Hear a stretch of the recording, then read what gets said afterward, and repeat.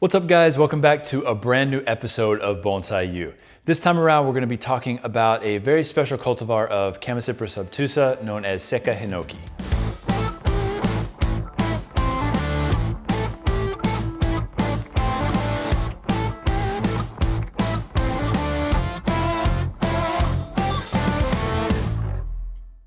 All right, so I'm pretty sure that most of you guys out there are aware of Cypress obtusa or the standard Hinoki cypress.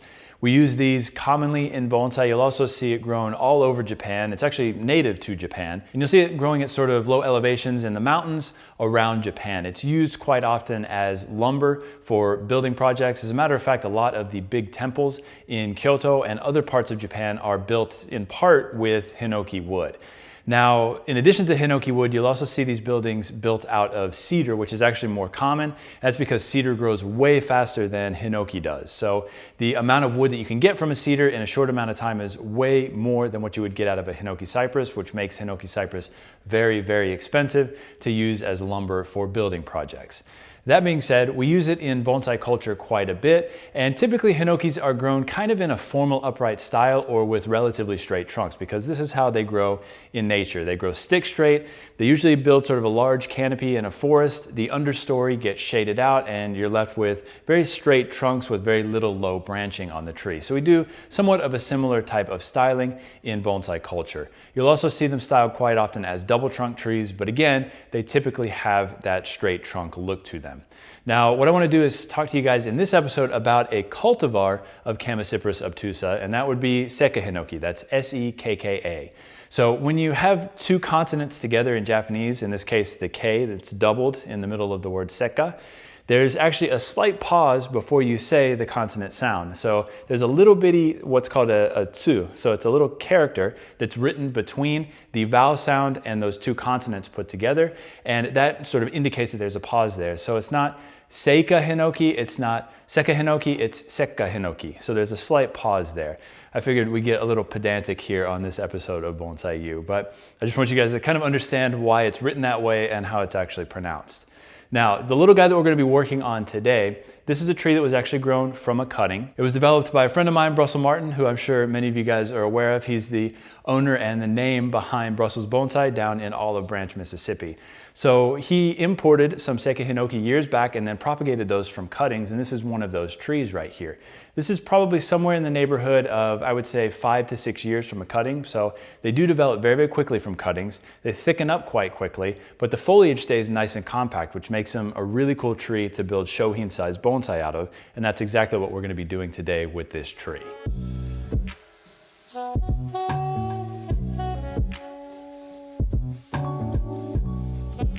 So we're filming this episode essentially at the beginning of June, which is really the perfect time to work on Sekka Hinoki and just Hinoki in general. In the spring, this tree was potted up just after it sort of greened up, so a little bit later in the season than a lot of the other conifers that we pot up. So here in Tennessee, that means we pot these guys late March to mid-April, somewhere in that range. So it's had a good couple of months, 2.5 months or so to kind of settle into the pot, put out nice growth, and now it's time to work on the tree. Now you can see here we've actually been fertilizing this tree over the last month and a half or so after it was repotted. We actually gave it about 2 to 3 weeks after it was repotted before we started applying this fertilizer to it. Then we applied the fertilizer, let it flush, let it grow, no cutback at all. And now we're in early June and it's the perfect time to work on this little guy. Now, if we don't do at least some maintenance to a Hinoki, whether it's a Sekka Hinoki or a standard Cypress obtusa, going into the summer months, you're going to start to get internal dieback on those trees. This is just a natural shedding process of the tree. It drops that internal growth in favor of the elongating external growth. So this has a lot to do with transpiration within the tree. So obviously the tree can't support all of that foliage. It's transpiring, losing water too quickly. So it sheds that internal growth in favor of the external growth. That will start to happen with the Sekka Hinoki here coming up in the next, say, 2 to 4 weeks. Basically, mid to late June, you'll start to see some of that interior dieback. Now we can offset that by thinning the tree out this time of year, wiring the branches down, and cutting it back to the desired profile. And that's what we're going to do in this episode. I'm going to show you how to style this little guy and how to place the branches and how to maintain it going into the latter part of the growing season. So first things first, we're going to bring the camera a little bit closer. I'm going to show you the internal growth here and show you what we're going to be removing on the tree, and then we're going to wire this little guy up. Okay, so first things first here, we need to kind of open this up a little bit to see what's going on the interior here. So you'll notice we've already started to get a little bit of dieback back in here. So we're just at the beginning of that dieback season here at the beginning of June. So the first thing we need to do is go through and actually remove all of this. Now the cool thing with Sekka Hinoki is once they actually start to die back a little bit like this, you can actually just slough it off. And I'm just using the end of the scissors here to slough a lot of that stuff off. If it's a little bit thicker, you might actually have to physically cut it. But a majority of this should slough off nice and easy here. Now by doing this, this will allow us to see the interior structure just a little bit better, and then we can make some decisions about what to cut off in terms of live branches to give us sort of the best design possible for this tree. We are going to be wiring this tree. Like I said, this is the perfect time of year to do this kind of work and to do the cutback. Now, as I'm doing this too, you'll probably notice, you see this right here is actually old growth from last year, and then the new fluorescent stuff right at the very tips out here, that's the new growth from this year. Now, if we were to let this elongate and grow for the rest of the season, this would grow probably 3, 4, 5 inches long, depending on the health of the tree and how much we fertilize it. So despite the fact that these guys are a dwarf cultivar, they actually grow very rapidly and thicken very, very quickly. So they're a perfect candidate, like I said, for shohin-sized trees because of that. They'll get thick in the pot very quickly, and you can develop nice full pads on them in a very short amount of time.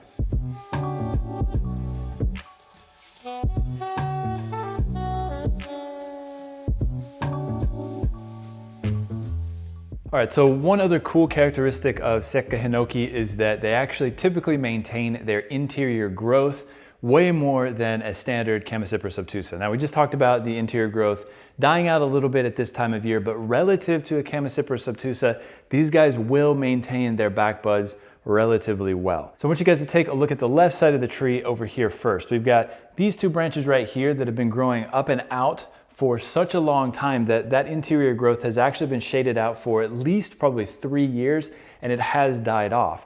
So you'll notice if I pull these down, there really is no interior growth back up in here. However, if you look a little bit further back, we actually have a lot of back budding going on right here, and a lot of the other lignified growth around these two first branches here actually has basically back budding on it available to us to work with. So that's a great thing here. And again, the reason that back budding is good on a bonsai, particularly on a shohin-sized tree, is as these trees elongate and get bigger, we have something to cut back to and maintain the overall size and shape of the tree. So when we're making a decision about what to cut off on a tree like this in terms of larger branches, I want to go ahead and eliminate those that don't have any back budding on them. If there's no back budding there, it's probably not going to produce more back budding.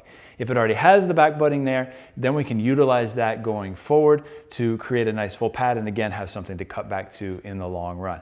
Hope that makes a bit of sense. So just keep in mind, these do maintain their back buds a little better than Cypress obtusa, but if they're shaded out for too long, those back buds will die off in favor of external growth, and then it's very hard to get additional back budding. So we want to select for branches that already have that back budding there and work with those to our advantage.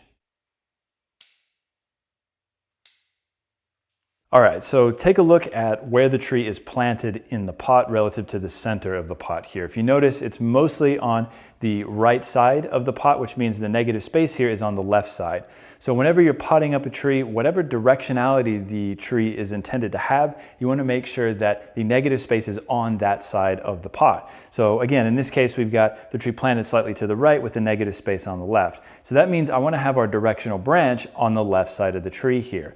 Now, of course, we just cut off those two elongating branches here that had no back budding, but like I said before, we have other lignified branches in the same general area that we can pull down to become our first directional branch. Namely, this guy right here in the front and this one right here in the back. These actually bifurcate from the same main branch or primary branch off the trunk line. So these are going to make for a perfect first directional branch on the tree.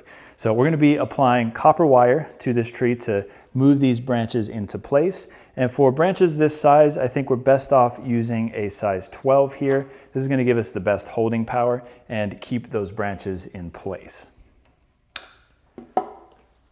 Now, I'm going to be wiring these two branches together, but there's enough of a wrap in between that it's not really a big deal, and I think it's actually going to hold these branches in place utilizing this wire here. But keep in mind, we're going to be taking these branches and cranking them down, so I want to start with that wire up underneath the branches here. I'm going to come up and over. We're going to be going opposite directions with each end of the wire here. So the wire on the front side here, I'm going to be going counterclockwise with. The wire on the back side will be going clockwise.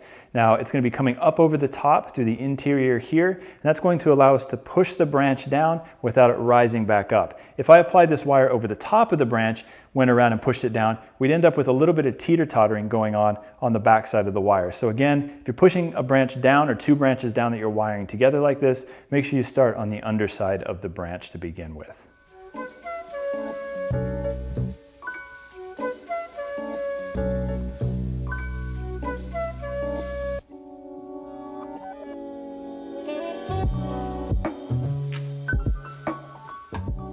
All right, now for a majority of the secondary branches here, we're going to be applying a size 16, so 2 sizes down here.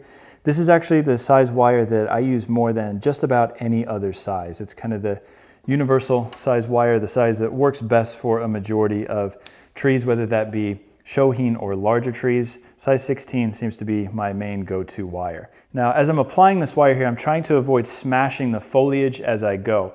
So what you want to do here, I'm right-handed, so I'm taking my left hand and pinching the wire at the base on each turn, and then I'm using my right hand as I go around the branch. I'm actually wiggling the wire back and forth, and that wiggles that wire in between the individual pieces of foliage, so we're not crushing that foliage.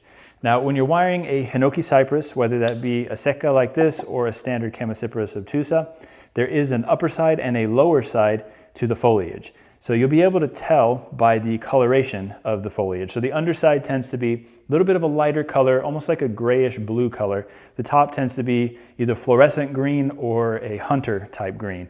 Now you want to make sure that you're putting the upper side of the foliage facing up and the lower side facing down. If you flip them upside down, the branch is likely not to respond very well and could potentially even die. I'm also removing a little bit of the foliage on the undersides of the branches as well, just to give them a slightly cleaner look. And we're leaving all of these extra long right now. Once we place the branches in the right position, then we'll go back through and actually cut those branches back.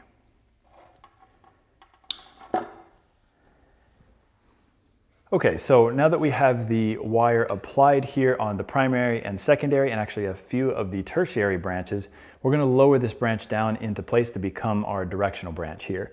So I'm going to start with the guy in the back here. We're going to drop this one down. Now I don't want a lot of upward motion on a conifer like this. I want it to come pretty straight down out of the side of the trunk here. The more upward motion we have, the younger and kind of weaker the tree looks. The more we drop it down right out of the trunk and then lift up the ends, the more powerful and old the tree looks. So we're going to set this sort of right around this area here. This is kind of the tentative position here. All right. Now we're going to take the next little branch, which is this guy right here. We're going to drop it down and sort of create a continuum here across the outer end of the branch, almost in like a hand shape kind of pattern here. Again, we want to be extra careful not to break off the back budding on the tree. All right, that feels pretty good right there. All right, now the next step is going to be to set the next layer up on the tree, which is going to be right in this area right here. So if you notice here, this sticks out way beyond the lowest branch down here. It's not really that big a deal. It doesn't always have to stair step up and in. It can be a little shorter here, come out and then back in. Sometimes it looks a bit more natural and interesting. So we're going to set this first, relatively long and then see if we need to cut it back slightly shorter. Now, that being said, I do want to shorten it a little bit visually right from the get-go. So we're going to take this branch, actually move it back and then forward, and that will shorten the visual length out to the left side of the tree here. So right from the base to begin with, push this backwards.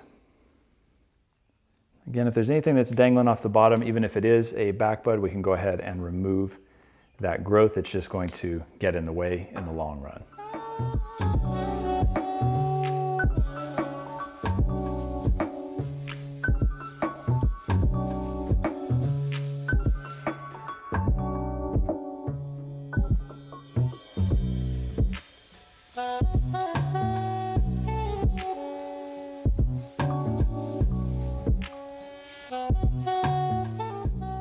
All right, that's a decent tentative position for the second layer there. And again, it is sticking out further than our lowest branch, so we might readjust that and cut it back a little bit more once we get the rest of the tree set. Now, that being said, the next thing we're going to be doing here is working on the right side of the tree to create a counterbalance to all of this branching that we've set on the left side of the tree here. So I'm going to wire up this lowest branch on the right side here in the same manner as this one, and we're going to put that into place.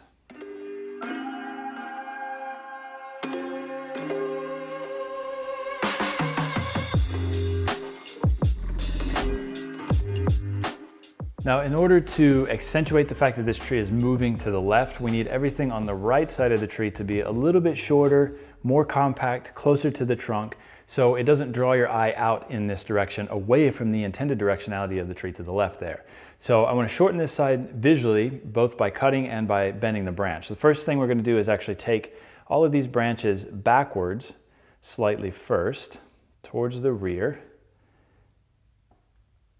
like so, and then we're going to whip some of this foliage back around towards the front here.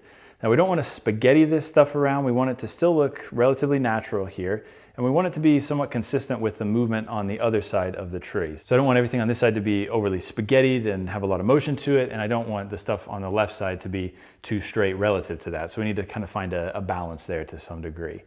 So again, all of these we're going to sort of whip off to the side here, and then bring right back around towards the front. All right, now this is still going to be a little bit too long over here, so again at the end when we go back through and cut some of these on the left side back, we'll cut some of these on the right side back as well. All right, so that's a good start for now. Okay, so the next thing we're going to do here is, again, move a little bit further up into the tree. We're going to work with some of this growth on the back here to give us some depth. And then we're going to be lowering these guys just above this lowest branch here on the right side to give us that next layer in the padding on the tree.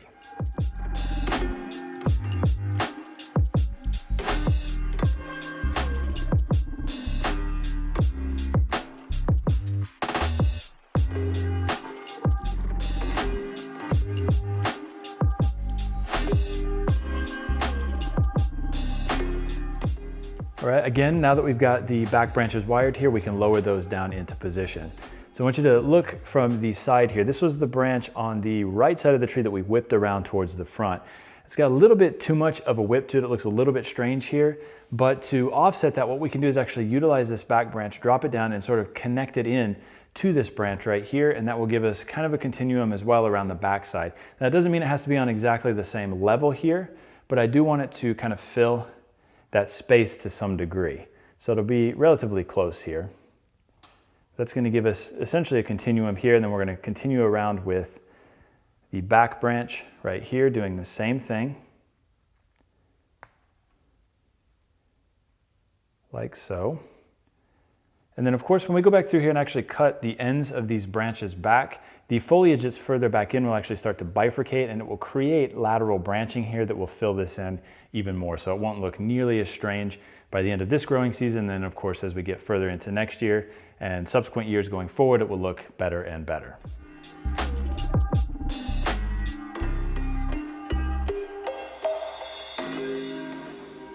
Right, now we can set the next layer here on the right side. So we're going to drop again our largest branch down. We're going to take a little bit towards the rear and again whip it towards the front here, adding some side to side and up and down movement to it. Now, as we're lowering these things down, you'll notice here that we're starting to create more and more of a gap up in this area. So as we move into this portion of the tree, of course, we're going to be lowering stuff from above down, but we're also going to be doing something a little different than our lower branches with the interior growth here. Instead of pushing all of this down, we're actually going to lift this up and then out and into position here. That's going to help connect the bottom of the tree to the top of the tree. So it's not that every branch has to come directly out of the trunk on a sharp downward angle. It is okay to have some stuff going up and out, but you have to make sure you do it in a way where it doesn't lose visual power. So in other words, we don't want to do just kind of an upward bow to the branch. It's got to come up, down, out, and have a little bit of power to that branch. It's got to look like it's old and meant to be there and sort of continuous in terms of the flavor and feel of that branch with the rest of the branches on the tree.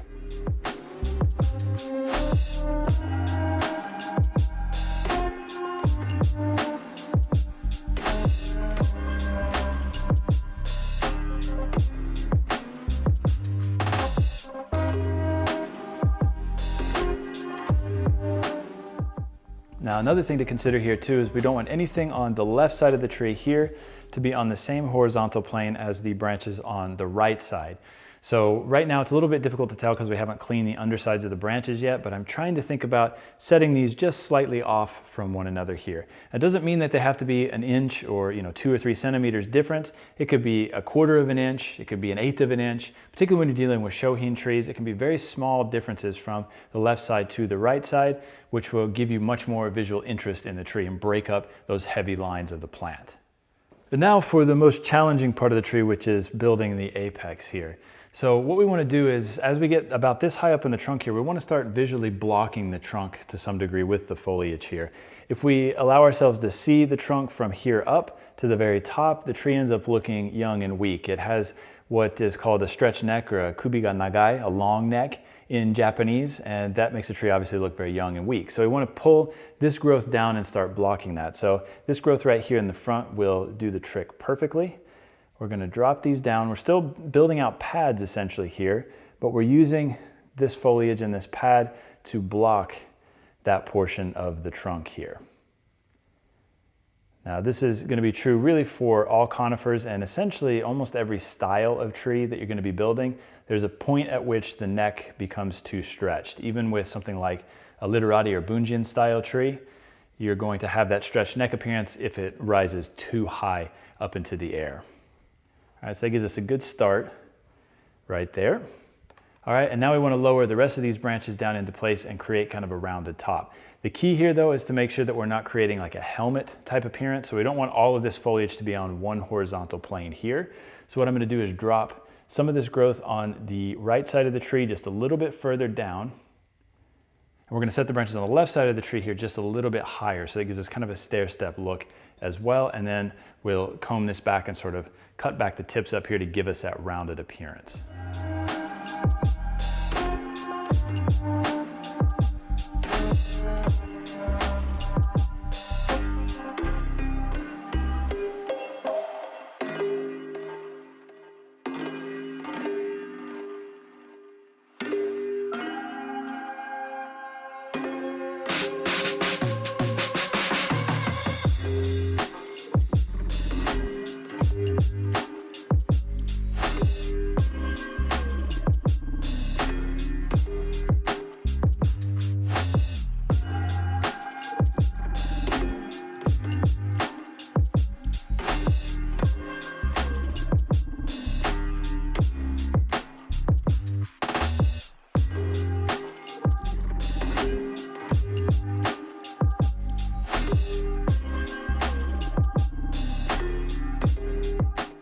All right, so this is the final design here, or at least the first iteration in terms of designing the Sekka Hinoki here.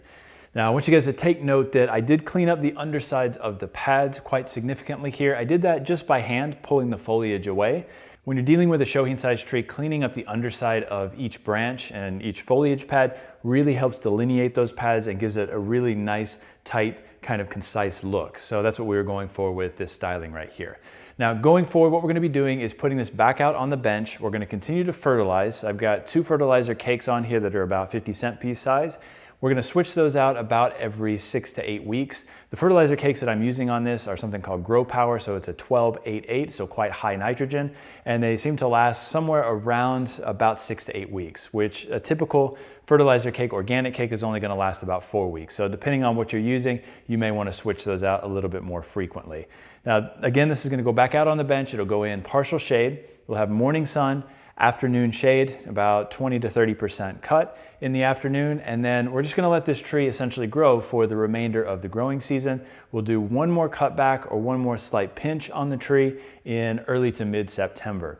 Here in the Southeast, by cutting back in the first part of September, it allows us to get a third flush of growth in a single growing season before the trees go dormant by early December.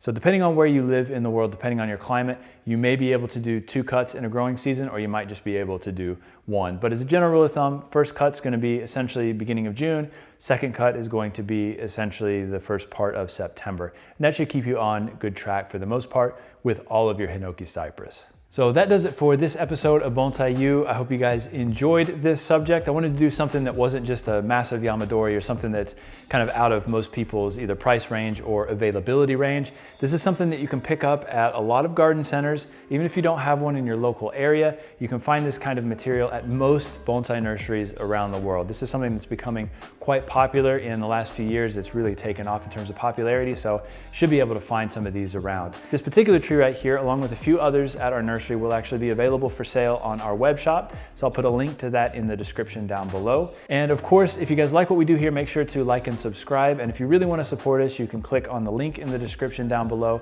It'll bounce you over to my website and you can make a donation to help Bonsai-U going forward. I want to thank you guys again for checking us out this time, and we'll see you in the next episode. Take care.